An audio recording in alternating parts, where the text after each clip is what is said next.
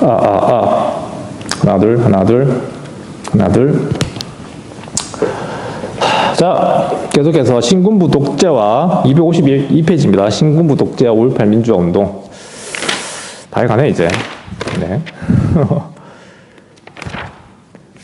자, 요거를 말라야지.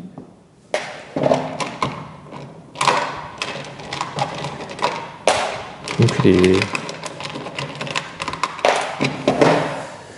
자, 교과서는 252페이지입니다. 252페이지. 이 페이지, 신군부 독재와 5.18 민주화 운동. 신군부 독재와 5.18 민주화 운동. 5.18 민주화 운동입니다.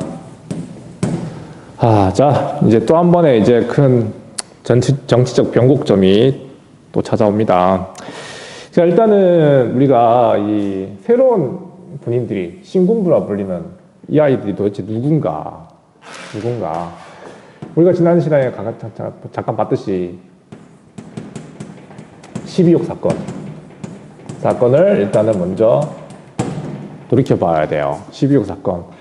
박정희가 암살당한 거 알겠습니까? 12.6 사건. 박정희가 시해 당하면서 박정희 시해 사건에 대한 어떤 그 진상조사단이 꾸려지게 돼요. 당연하죠. 박정희가 그때 당시엔 충격적인 사건이었었어요. 대통령이 갑자기 암살당하다니.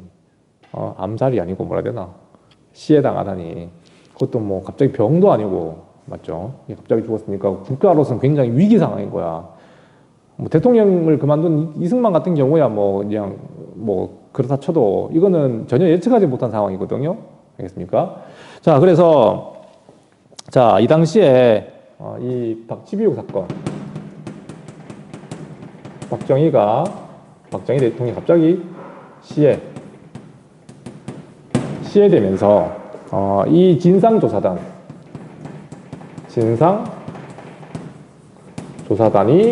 만들어지게 됩니다. 이걸 조사할 수 있는 어떤 그 당시에 일단은 국가적인 비상사태다 보니까 군대가 등장하는 거는 자연스럽다고 쳐요. 할 수 있죠. 이해됩니까? 그 당시 보안사령관이었던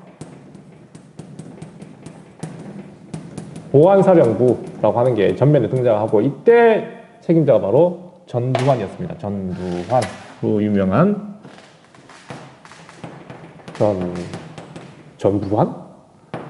전두환이라고 하는 한 인간이 이렇게 등장하게 된 겁니다.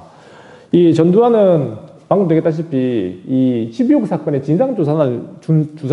진상조사를 위해서 보안사령관 겸 중앙정보부장을 겸했던 사람이었다고요. 그러니까 막강하지. 중앙정보부까지 이제 장악했으니까.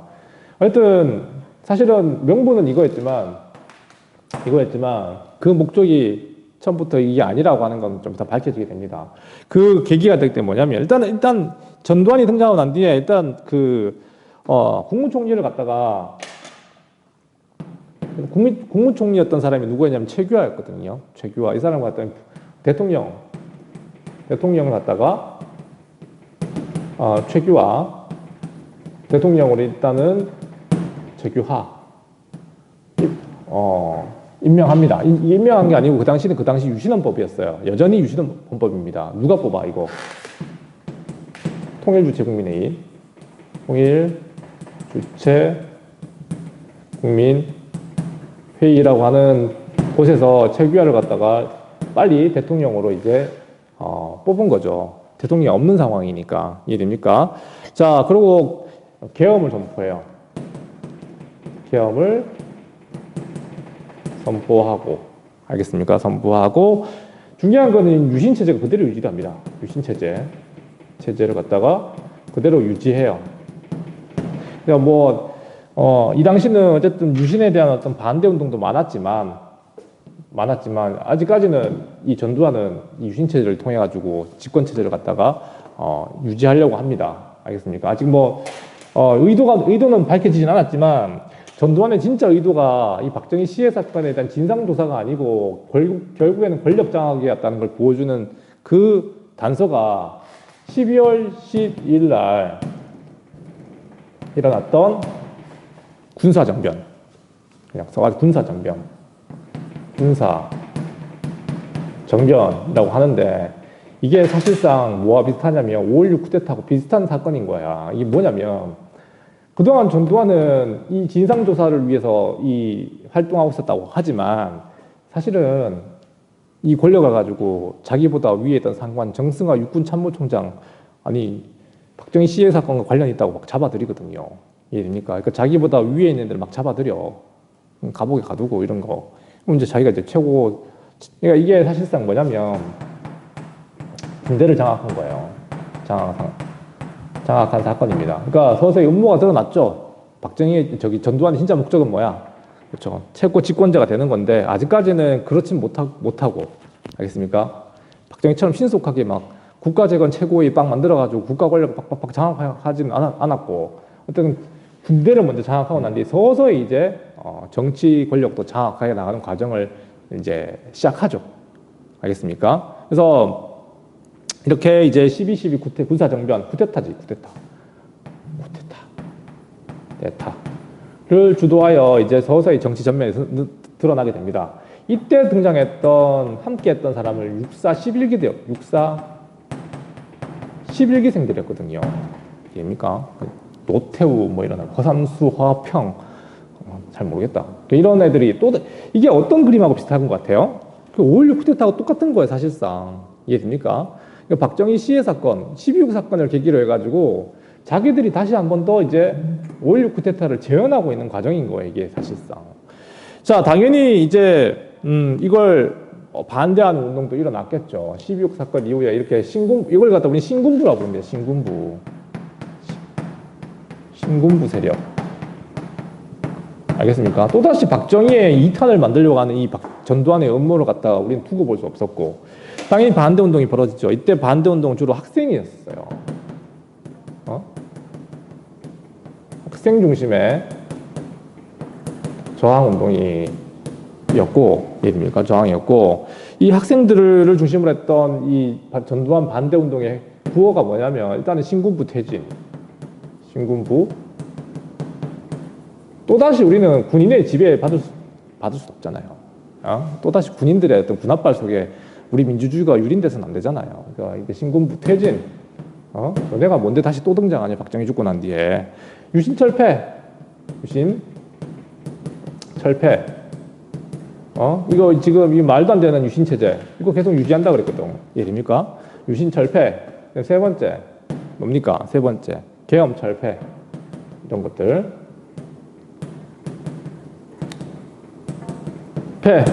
하여 민주정부를 빨리 구성하자는 그런 요구를 해왔던 이런 5월까지 움직임을 갖다가 우리는 뭐냐면 서울의 봄 이렇게 부르기도 합니다.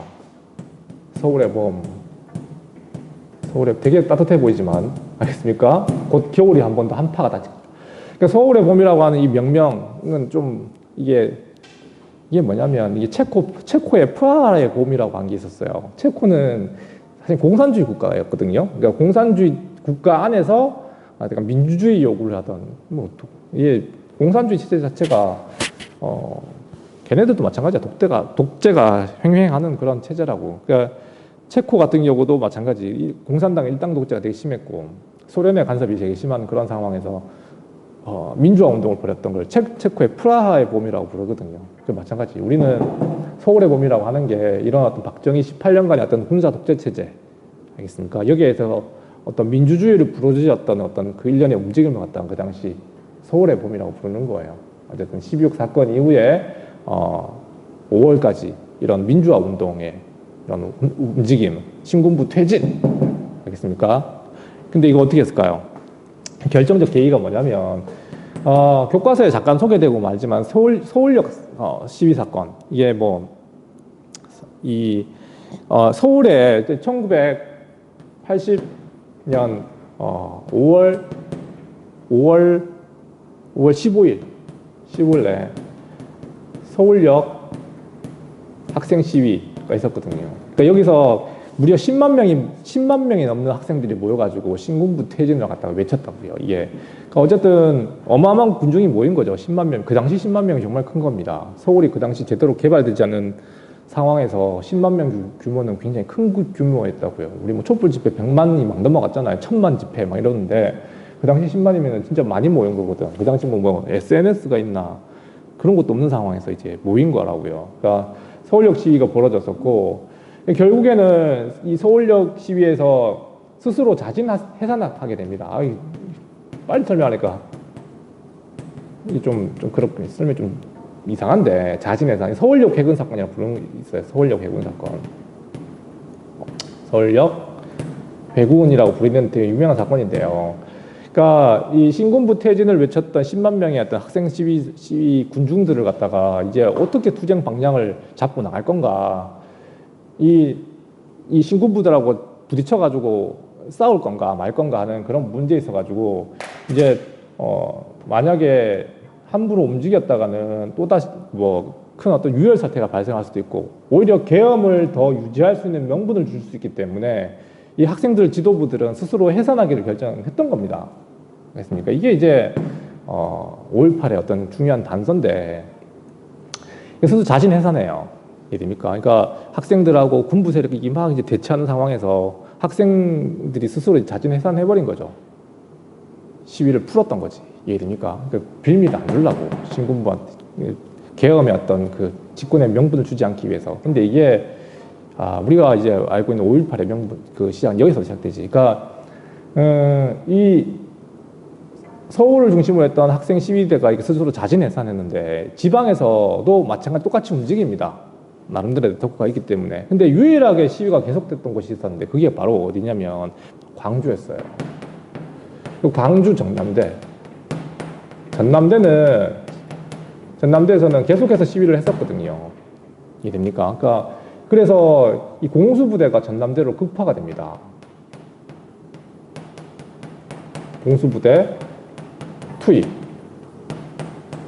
우리가 알고 있는 이제 광주 시작은 여기서 시작되는 거지. 이해됩니까?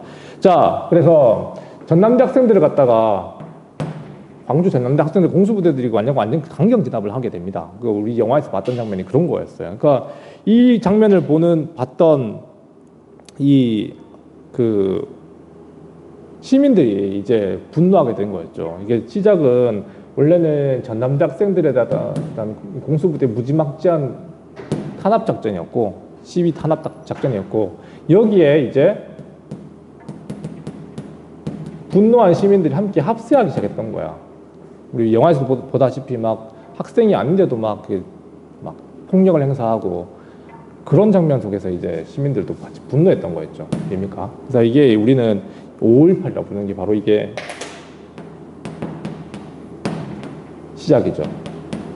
알겠습니까? 광주 민주화 운동의 시작. 알겠습니까? 광주 민주화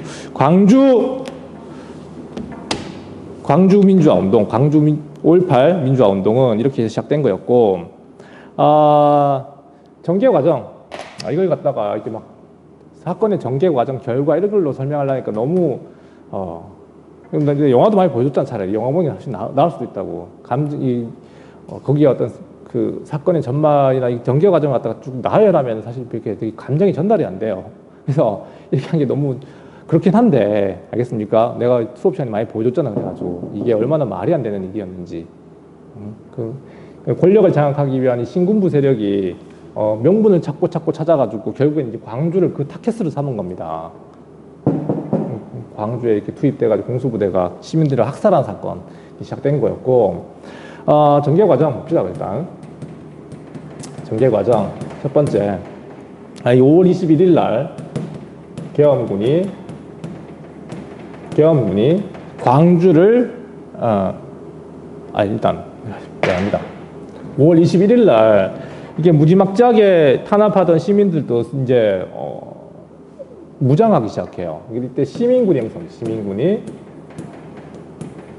형성돼요. 경찰서라든가 이런 데를 이제 털어가지고 이제 시민 스스로 무장하기 시작했던 겁니다. 그러니까 일단은 이때 계엄군은 광주를 빠져나가요.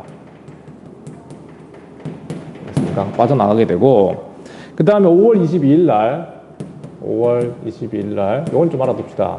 이제 이 당시 계엄군이 나가고 난 나름대로 그 질서를 유지했다. 그러니까 무정부 상태잖아요, 사실상. 뭐 관공서라든가 이런 것들은 전부 다 이제 멈추고 시민들 스스로 치안을 유지해야 될 상황이니까 그 치안과 질서를 유지했던 단체가 바로 시민 수습 대책위원회가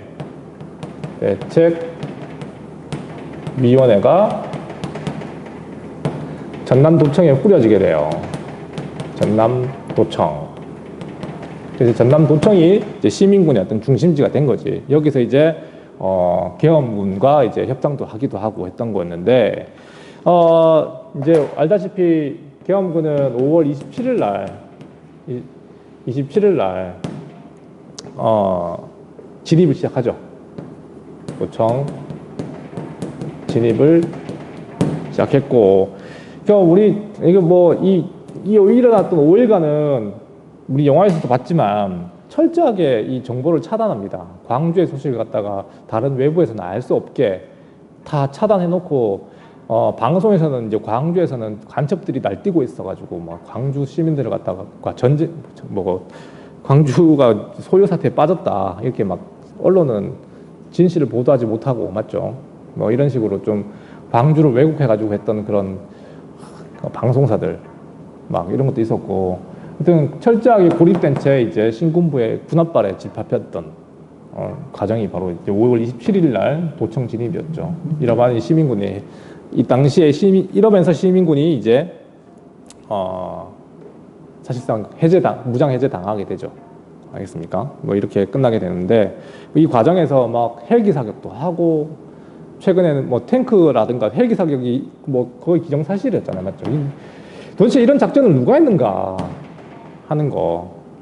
전두환 씨는 아직 여전히 살아 있습니다. 알겠습니까? 살아 있는데 자기는 끝까지 부인하고 있는 상황이고, 광주에서는 이 희생자들을 중심으로 해가지고 아직도 그 책임을 묻고 있는 상황. 여러분들이 좀 뉴스를 보면 좀 알 수 있었으면 좋겠습니다. 알겠습니까? 자, 이 과정으로 이제 권력을 장악하게 됩니다. 전두환은. 그러니까 전두환은 권력을 장악하게 되었던 거였고, 그 중심이 뭐였냐면 국가 보위 비상 대책 되게 길다. 위원회라고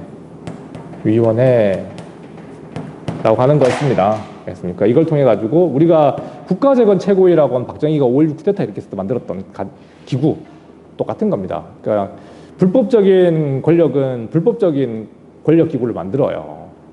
또 외우기 힘들잖아, 맞지? 국가보위비상대책위원회 이런 거 만들어 가지고 이제 드디어 이 12.12 쿠데타가 자기가 이제 군대를 장악했던 사건이었다면 그 이후에 이 5월 27일 5월까지 이렇게 장기적으로 권력을 장악해가는 과정, 학생들 시위, 그 다음에 특히 이제 광주를 타깃으로 해가지고 이제 권력을 장악하게 되는 과정, 알겠습니까? 이게 이제 우리가 알고 있는 신군부 세력이 권력을 쿠데타를 성공한 거죠.